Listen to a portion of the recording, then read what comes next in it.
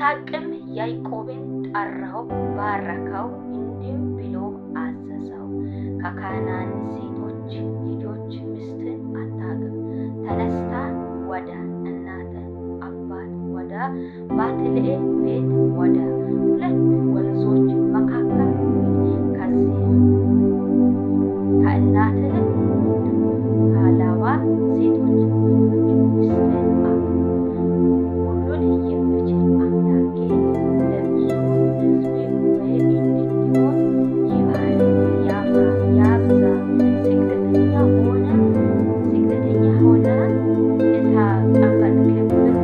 የተቀመጥክበት እግዚአብሔር ለአብርሃም የሰጠህን ትወርስ ዘንድ የአብርሃም ባርነት ለአንተ ይስጣ ይላል የእግዚአብሔር ቃል።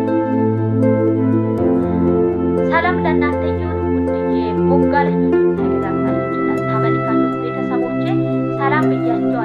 እኔም ጋር እግዚአብሔር ጠብቆኝ ሰላማችሁ ባለባችሁ ይበል።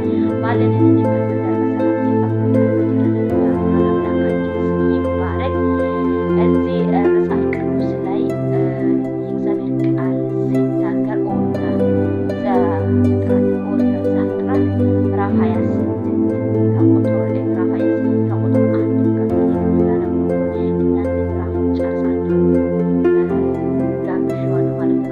ምዕራፍ ኢያዛ 20 ማለት ነው። ሲታምኑ ቃሉን ይባረካሉ።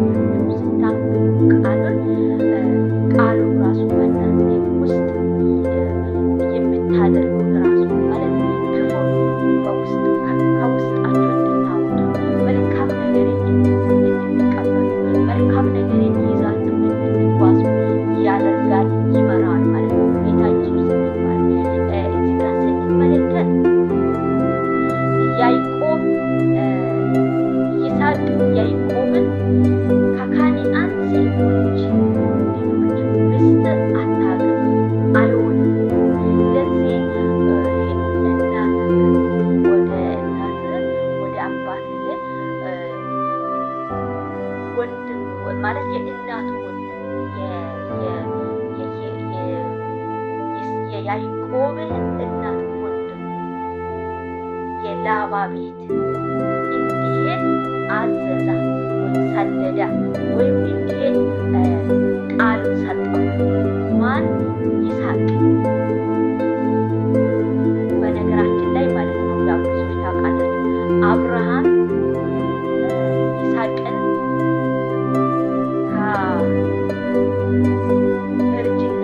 በእርጅና ነው የወለደ ማለት ነው። በቃ ተስፋ በቆረጠ አይሆንም ብሎ ተስፋ ባስቆረጠ ነገሮቹ ተስፋ አስቆርጠው ነበረ።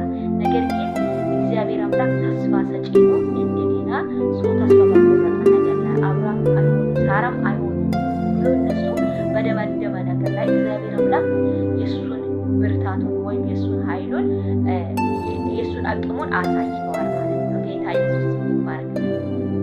ምክንያቱም አብርሃም እግዚአብሔርን የሚፈራ እግዚአብሔርን ለማገለገል የእግዚአብሔርን ፍቃድን ለማገለገል ለእግዚአብሔር ራሱን ቢሰዋ ምንም ነገር እግዚአብሔር አምላክ ዛሬ እፈልጋለሁ ነፍስ ስል ወዲህ የማይል እንደሆነ እግዚአብሔር አምላክ ጠንቅቆ ያውቃል።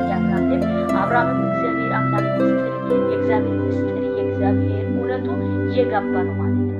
እና ይስሐቅን ራሱ በእርጅና ተስፋ ባቆረጡ በቃ ብሎ ተስፋ ባቆረጡ ሰዓት እግዚአብሔር አምላክ ለአብርሃምና ለሳራ ልጅ ሰጥቶ ከዛ በኋላ እንዲሁ ይስሐቅንም መሰዋ እንዲያደርጉ እግዚአብሔር አምላክ ያንንን ሀሳብ ያንንን ጥሪ ወይ ያንንን ትእዛዝ እግዚአብሔር አምላክ ወደ አብርሃም ሊኮን ወይም ሰጥቶ ነበረ።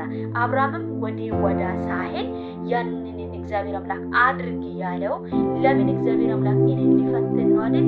መጀመሪያ ለምን ሰጣ አሁን ለምን ይሰጣል ብሎ አልከራከረም ነበር፣ አልጎራረምም ነበር።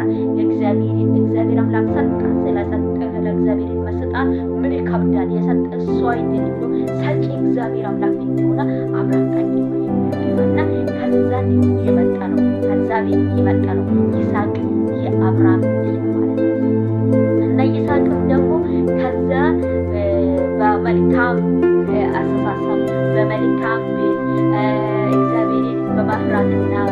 እግዚአብሔርን በመንቀጣቀጥ እግዚአብሔር ትእዛዙን በመጠበቅ የሚኖርና የኖረ ከአብርሃም ከሳራ ከነሱ ቤት የተወለደ ነው ማለት ነው።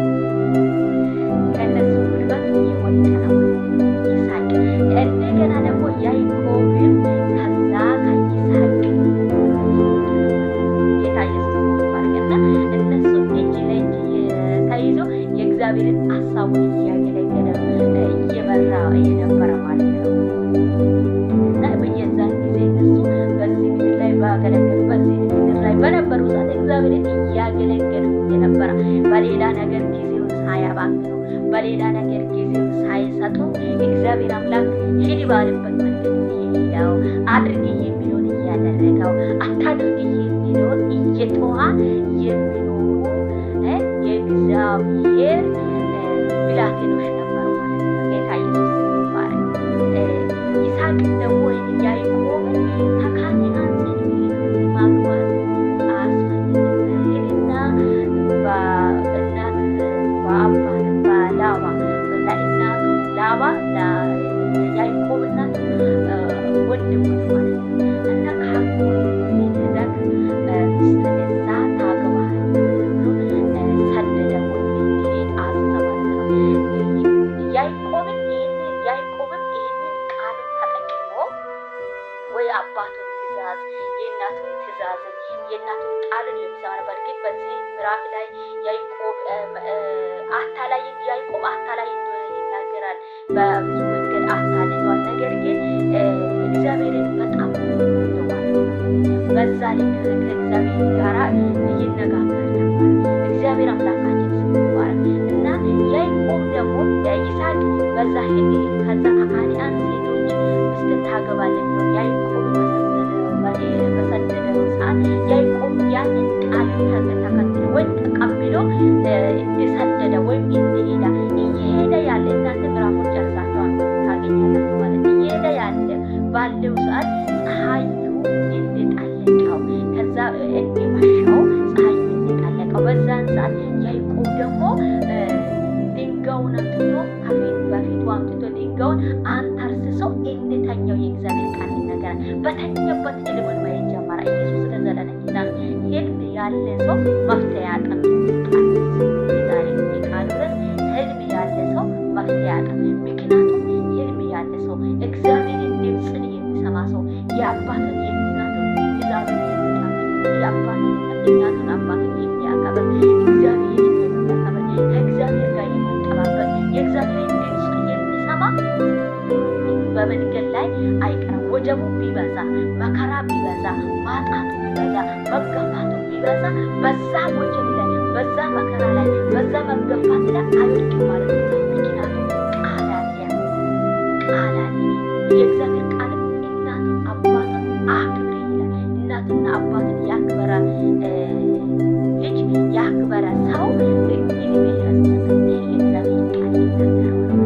ሰው የእግዚአብሔር ቃል እናትና አባቱን አክብር በምድር ላይ አንተ ባለበት እኛ ባለንበት እግዚአብሔር በሰጠን እድሜ ይረዝማል። የእግዚአብሔር ቃል ይናገራል እና ያዕቆብ ከዛ ፀሐይ በጠለቀው ሰዓት ድንጋዩን አንተርስሶ በተኛው በዛ ሰዓት ሕልሙን ማየት ጀመረ። ማለም ጀመረ። ያ ያየው ሕልም ትልቅ ሕልም ማለት ነው። ትልቅ ሕልም ለማየት ትልቅ ቦታ ለመድረስ ተፈለገ የእግዚአብሔርን ሐሳቡን መቀበል አለበት። ዋናው ቁልፉ እግዚአብሔር አምላክ እንደሆነ ማወቅ አለበት። ለእናንተ የከበደ ነገር ለእግዚአብሔር መስጠት አለባችሁ። ፍቃዱን ከእግዚአብሔር መጠየቅ አለባችሁ። ፍቃዱን ከእግዚአብሔር መጠየቅ አለበት። ያየንልን ያሰበንንበትን ቦታ ለመድረስ ከእግዚአብሔር ጋር መጠባበቅና የእግዚአብሔርን ትእዛዝን መጠበቅ አለብን ማለት ነው። በሌላ ቪዲዮ ደግሞ በዚህ የቀረውን በውስጥ እግዚአብሔር አምላክ ያስቀመጠው ሼር አድርገዋለሁ። ሕልም ያለ ሰው መፍትሄ አያጣም በሚል ርዕስ የዛሬ በዚህ አቋጫለሁ። ጀምራለሁ በዚህ አቋጫለሁ። እግዚአብሔር አምላክ ደግሞ በረዳ መጠን በሌላ ቪዲዮ እስከ ስንገናኝ እግዚአብሔር አምላክ በያለባችሁ ይጠብቃል።